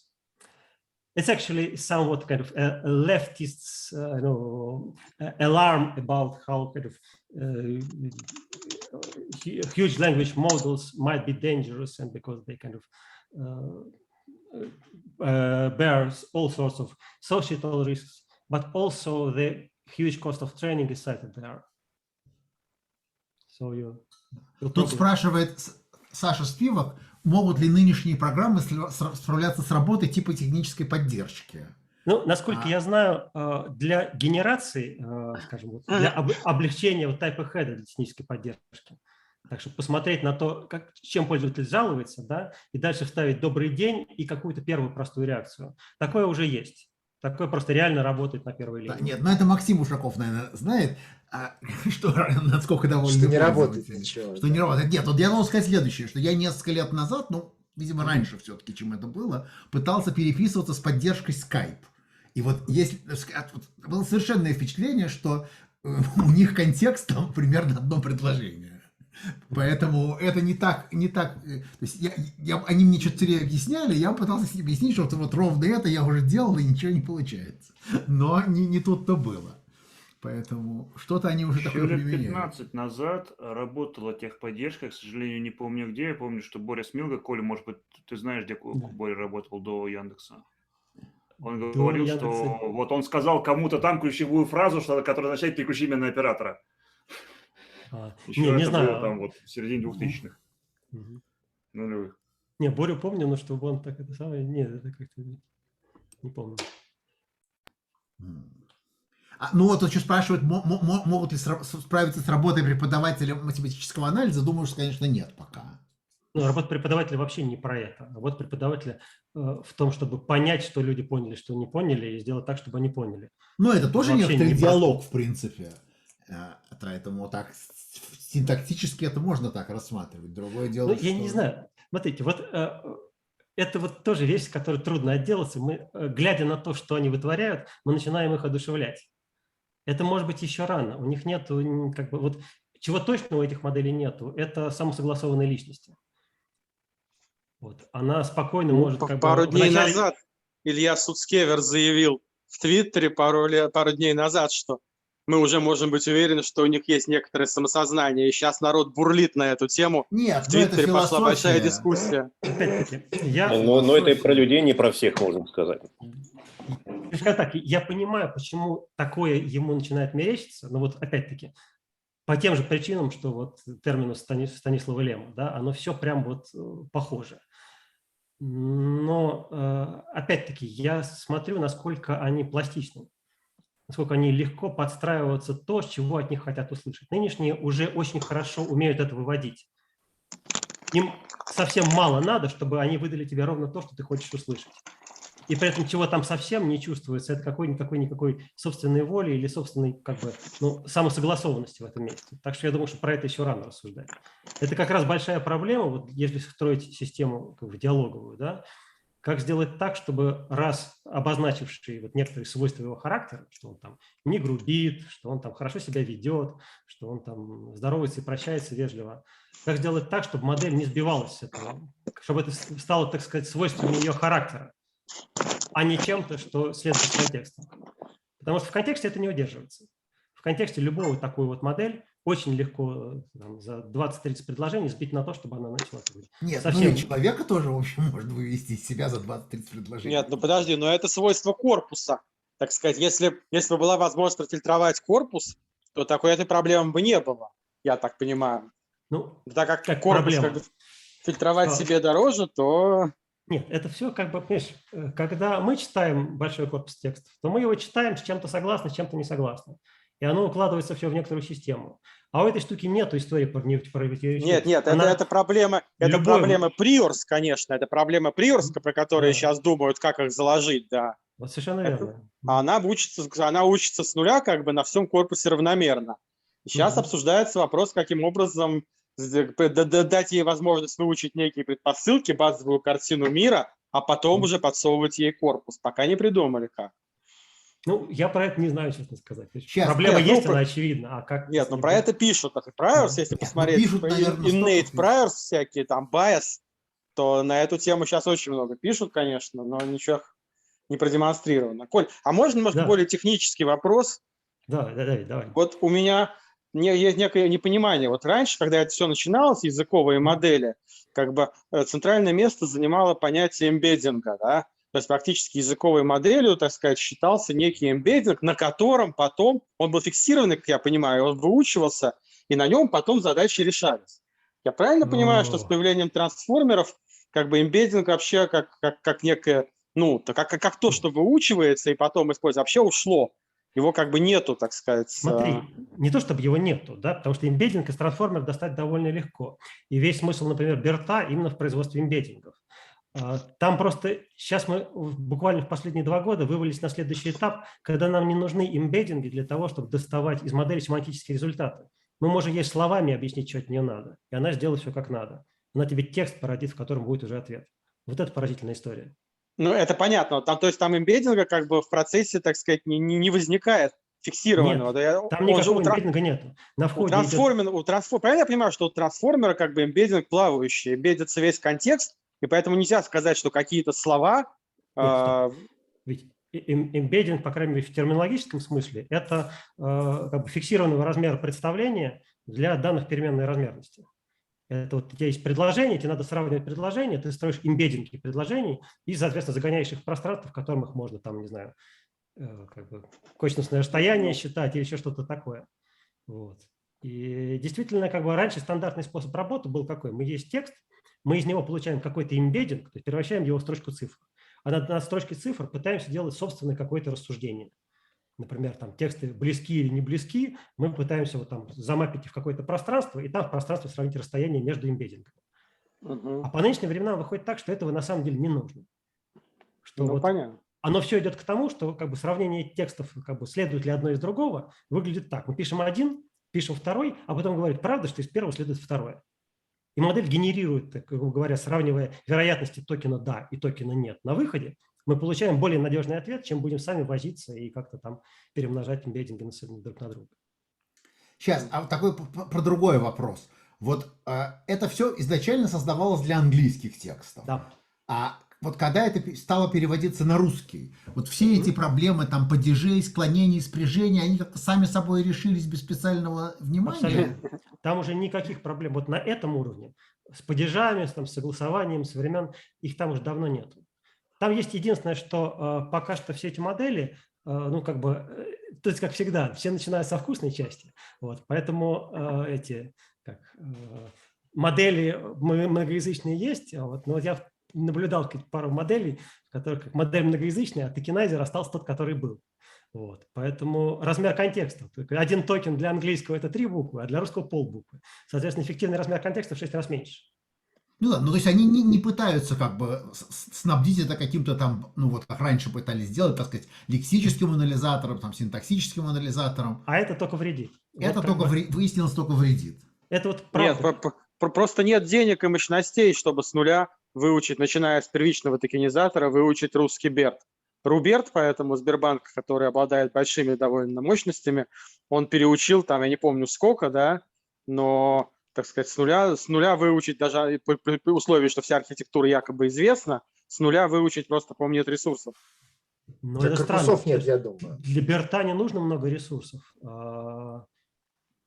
Берт по нынешним временам маленькая модель. В общем, как бы... Нет, может быть, Руберт, не знаю, там, как по-моему, от десятков тысяч долларов, если я правильно помню, стоимость, до самых вот этих последних, по 250 000, по-моему, без учета стоимости оборудования, которое надо еще у NVIDIA арендовать. Ну и какой из этих сумм не хватает Сбербанку, я не очень понимаю. Ну вот, как-то решимости, может, не хватает. Нет, ну, в общем, Руберт не очень хорош, так сказать. То есть он для развлечения очень хорош.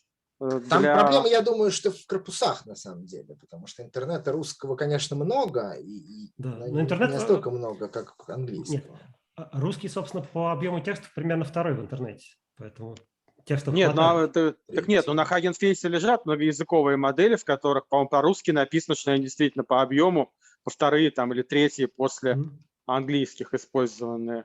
Но, честно говоря, вот их запущенными я никогда не видел. Ну, там они лежат.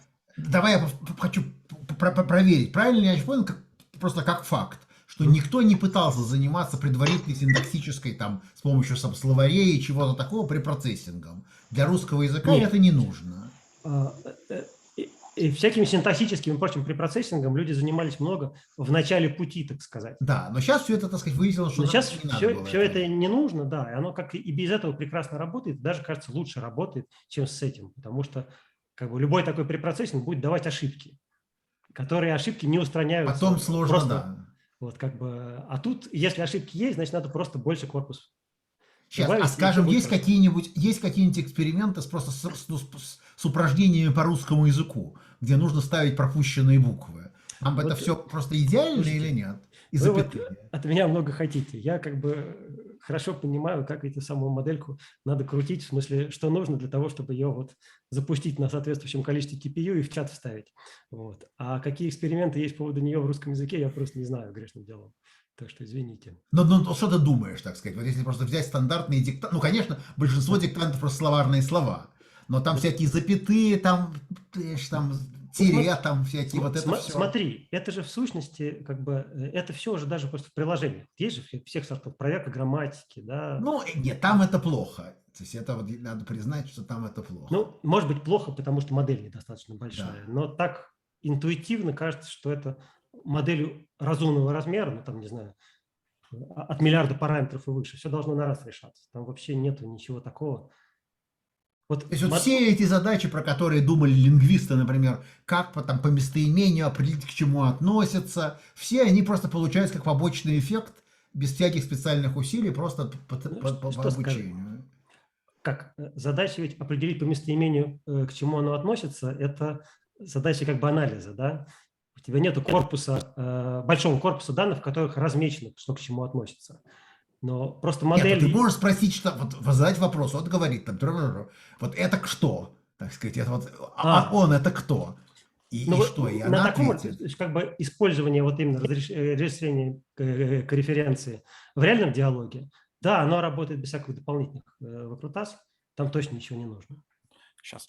Это схемы винограда получаются? Вопрос, что ли? Это про схемы винограда вопрос, если я правильно понял? Нет, просто ну там вот, местоимение. ну там есть такое базовое понимание, когда там я встречаю в английском там it, я должен понять, это вот что вот из предыдущего имеется в виду, и это часто не определяется синтаксически. Что надо понять, что там, когда там, если там это its value, то это скорее функция, там, а если там это самое что-нибудь еще. Если мне память не изменяет, в этом самом, в глю, который синтетический. В суперглю? Или суперглю. В каком-то из них точно был, как это, вина, кто-то называется. Схемы винограда, это штука, по-моему, нет, я не знал. Там есть. Виноград, вот, я смотрю, ну, то есть на ней все еще отстают от людей, там 97,3% правильных ответов у лидеров моделек. А у людей? 100. Нет, ну в смысле, каких людей? Нет, это прямо что ты берешь произвольного человека. У редакторов суперглю. Нет, ну это... Нет, это, но как бы есть ground truth, а есть как бы, ну, сколько бы обычный человек ответил. Это разные, да. Они не бывают 100%. Ну, да, тут есть схемы, на которых, вопросы на которых обгоняет. Нет, ну, конечно, всякие там эти самые ассенизаторы, сколько там S надо писать, тут и это неудивительно, но интересно вот это самое. Вот, ну чего, я думаю, мы какое-то время поиграем со всеми этими посылками, которые ты дал, а потом, наверное, значит, может быть, что-нибудь еще тебя спросим, и это самое. Может быть, мы тебе будем диктовать, а ты будешь его спрашивать и сообщать, что он нам ответил. Ну, слушайте, я как бы не единственный это самое. То есть вот если вы хотите действительно с этим поговорить про это все, позовите Гришу Супунова. Вот. Собственно, я очень давно его мечтал позвать. Потому что Гриша расскажет больше и подробнее, он же как бы действительно вот нет, да, правильно, наукой в этом месте. Гриш очень важный, и нельзя просто его сказать, вот пойди приходи. Я-то как бы Саш, купился на твою идею, что давайте так придем и просто поговорим. Да, нет, вот очень хорошо. Мне кажется, Гриша вполне отзывчив. Да, мне кажется, Гриша вполне будет отзывчив. Нет, но ты же все-таки можешь задать какой-нибудь вопрос этому товарищу своему и сообщить, что он ответит, не нарушает своих этих всех обязательств. Могу, наверное. Поэтому это просто... Ну, нет, конечно, мы сначала сделаем все, что все можно попробовать с этим самым открытым сайтом, но нет, в принципе... Нет, к сожалению, больших демок, да, вот то есть GPT-3, это самое, Гофер или Тьюринг, их в открытом видео видеть нельзя. Но и почему вот опять люди боятся, что это самое... Почему, скажем, это не предоставляется как сервис? Слушай, Саша, тупо дорого. Тебе для того, чтобы один токен в выводе породить, нужно как бы одновременно задействовать 1 терабайт параметров. Да, вот. Да. И так в цепочке породить все 32 буквы твоего ответа. Да? Вот. То есть это, в общем, можно только сделать публичную демку, на которой... Нет, довольно большие GPT-3 на самом деле доступны за деньги у OpenAI. Можно купить у них там API, и они там за сколько-то там... 6 центов за 1000 токенов. Ну, типа нет, того, да. Но это все-таки разумно. Если это не $1 за слово, то это еще можно. Да. Это 6 какой-то вот такой, да. Вот, ну хорошо, есть ли еще в народе какие-нибудь вопросы? Мы сохраняем право еще раз тебя расспрашивать, но, значит, может быть, кто-нибудь сейчас уже что-нибудь хочет спросить такое конкретное.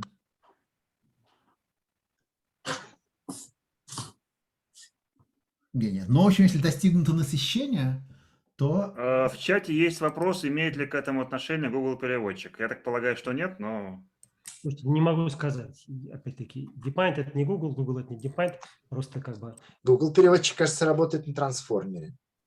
Ну, на трансформере, да, на каком размере? По моим представлениям, до Switch трансформера они еще не дошли. Все-таки это тяжелее. Конечно, они не публикуют. Нет, скажем, вот в принципе... Но вроде была публичная информация, что тот же BERT, например, используется даже для генерации факторов в ранжировании. То есть он уже повсюду.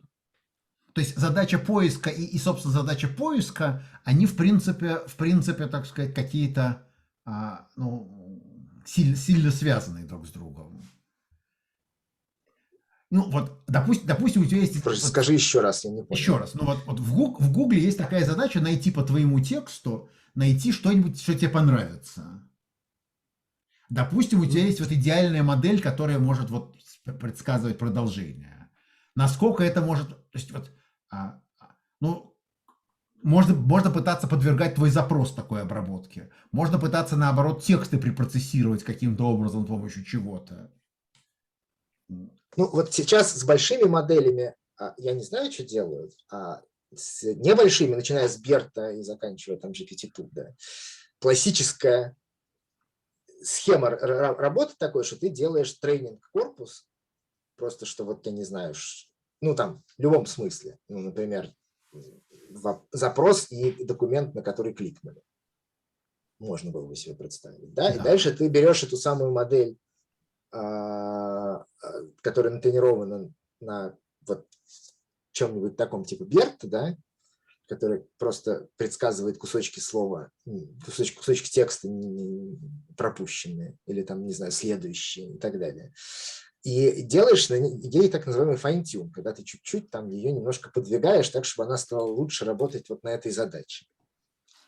Вот. И это получается лучше, чем если тренировать ее на эту задачу с нуля.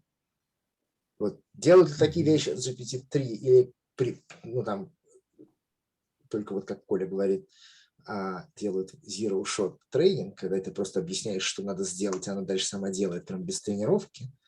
Это я не знаю. Нет, но в Гугле запросов много, и невозможно попробовать все документы и спрашивать, хороший ли будет ответ, не в качестве ответа.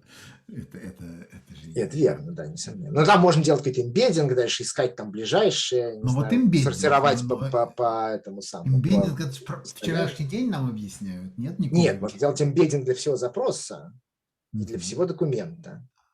Так делал Яндекс, там уже 5 лет назад, это назывался Королев. Ну, так более или менее так он делал. Нет, это из-за этого Google перестал находить точные цитаты, я знаю. Раньше было удобно и можно было найти, а теперь как-то он не всегда это делает. Нет, ну а кавычки-то помогают. Иногда нет, между прочим. Да надо каждое слово отдельно ставить в кавычки, тогда может быть что-нибудь получится, но только не в этом Иногда порядке. просто я знаю точно, что там вот я знаю, что в документе вот все эти слова были, я их набираю и ничего мне не показывают. Нет, тебе показывают 10 тысяч документов, в каждом из которых одного из этих слов нет. Ну, типа того. И говорят, ну извини, не нашлось. Да, нет, это... Вот, ну чего, ладно, есть еще вопросы какие-нибудь прямо сейчас, которые надо задать дорогому товарищу докладчику?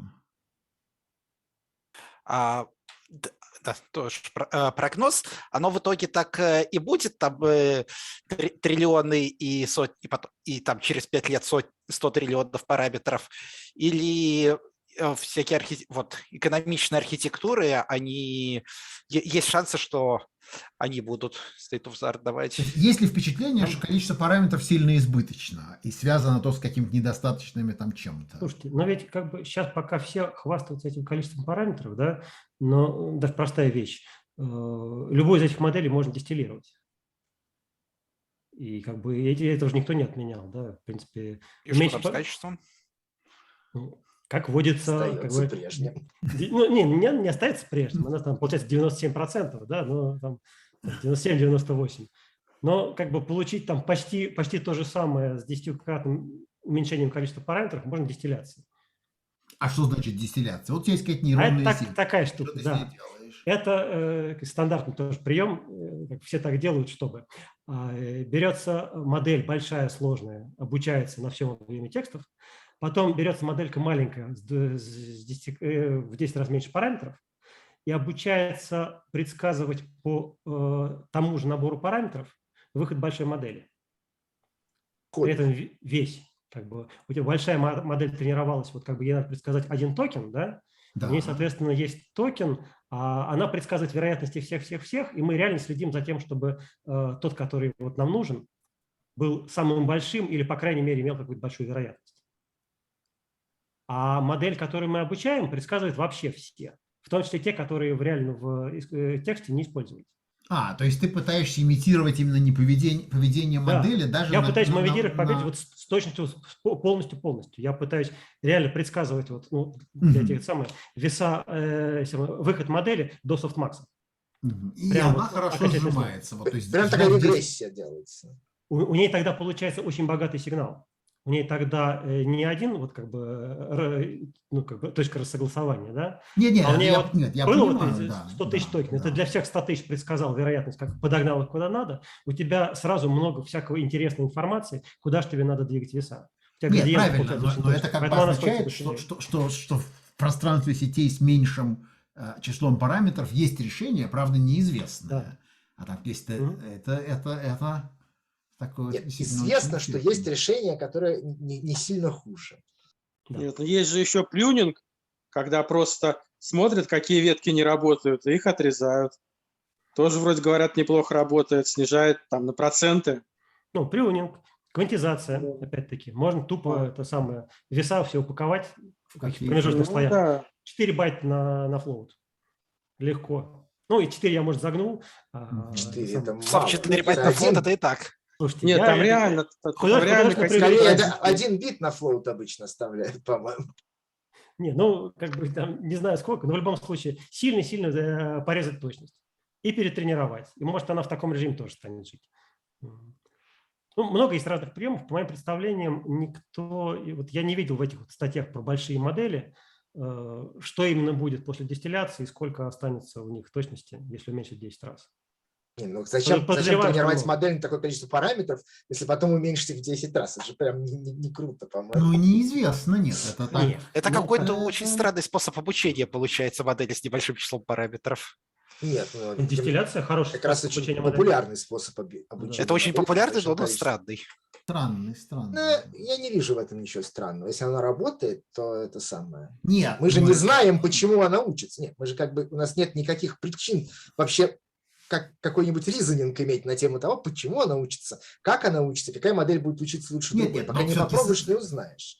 Миша дело говорит в том смысле, что если ты, скажем, сначала приближаешь функцию многочлена большой степени, а потом этот многочлен аппроксимируешь многочленом малой степени, то получится гораздо хуже, потому что сначала будет оверфиттинг, а потом уже потратится все. Нет, то есть то, что это происходит, это некоторое чудо, но оно, видимо, происходит. Причем, не чудо, а два чуда. Первое чудо, что вообще модель с таким количеством параметров вообще работает что-то делает, да. Вообще что-то делает, да, хоть как-то генерализируется. А второе, что она уменьшается, и при этом остается еще разумной. Да, нет, это действительно математическая теория этого дела, она как бы далеко не ушла от теоремы, кажется, Колмогорова, которую там вот, считалась когда-то основополагающей в теории нейронных сетей. Да? Нет, ну, слушайте, последнее чудо, которое вот так я вот тут наблюдал, это Grokking Paper. Я не знаю, читали присутствующие? Это замечательная штука. Люди тренировали нейронную сеть, да, делать, просто как бы заниматься арифметикой там в пространстве, кажется, это самое, в пространстве вычетов по модулю 90 или 99, ну как такое вот, то есть, как бы не очень большие числа, да, давали им примеры там на сложение, вычитание и так далее. Вот. И смотрели, как ведет себя тренинг лосс и тест лосс на этой самой, на больших моделях. Вот. И так поначалу все ничего, так она все, то есть тренинг лосс быстро падает нуля, а тест лосс начинает расти, она вроде переобучается, а потом происходит чудо. Тест лосс падает до уровня тренинг лосса, причем скачком. Вот. И они говорят, что произошел оверфлоу случился. Потом происходит в процессе чего? Когда больше примеров или больше параметров? Дальнейшего обучения. Обучаешь, и в какой-то момент она врубается. Она грок. Она понимает, что здесь происходит. Да. И все. И после этого лосс на тренинг-тесте оказывается такой же. Смотрите, это вообще с людьми так происходит, надо сказать. Нет, но я все хотел сказать, что примерно этот же эксперимент, но в большом масштабе производится с ЕГЭ. Насколько можно научить решать математические примеры, не рассказав про что они, а просто методом сообщения правильных и неправильных ответов. Ну, я просто к тому, что вот как бы пример того, что по идее не должно происходить по всей этой самой теории. Потому что мы рассчитывали, что она будет дальше до бесконечности расходиться, все точнее обучаться на тестовом корпусе, и все хуже и работать на валидационном. А что же заставило продолжать обучать? Не знаю, почему-то им было интересно. Нет, эксперимент. Я не помню деталей, можно посмотреть. Да, вот опять того же Забыли оверфит-детектор включить. У Гриши Сапунова на канале подробно разбирался, потому что, понятно, статья шумная. Я не могу это читать, к сожалению. Да. Но результат фантастически красивый. Посмотрите. Коля, у меня еще такой вопрос. Есть понимание, как тест Тьюринга теперь будет меняться в том плане, что типа, модельки уже почти его проходят, и мы просто в какой-то момент согласимся, что это языковые модельки проходят тест Тьюринга, и вот он АИ, или тест Тьюринга будет меняться? Да в результате, мне кажется, просто определение этого самого...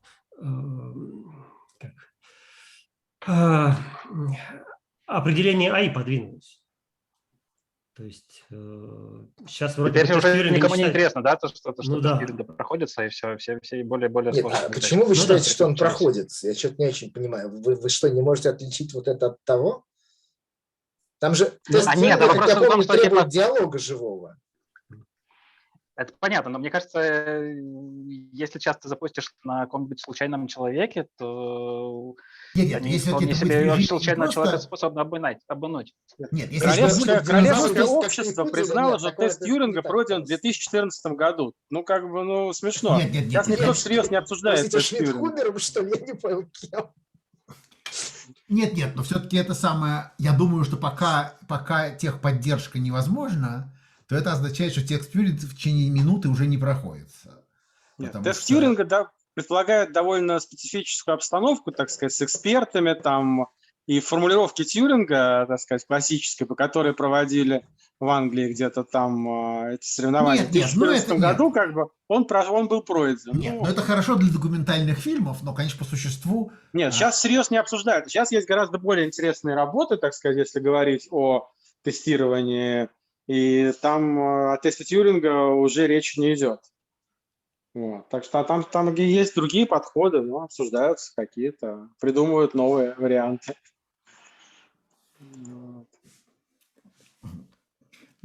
Ну, Ну хорошо, значит, если тогда это самое, если больше никаких вопросов нету, мы это самое, тогда еще как-нибудь раз спросим. Может быть, Максим, может, ты действительно организуешь приглашение вот этого великого эксперта, потому что, наверное, он тебя лучше знает, и ты выступишь в качестве этого самого. Я его попробую позвать, да. Я его как бы 2 года назад уже пытался звать, значит, потом все развалилось. И это самое. Да. Вот. Да, что-то я не могу, куда-то докладчик, по-моему, пропал, или я не вижу в списке. Даже поблагодарить некого. Да, но мы можем, поскольку он легко может предсказать, что мы его будем благодарить, то нет необходимости это делать явно, и отсутствие связи тут не страшно.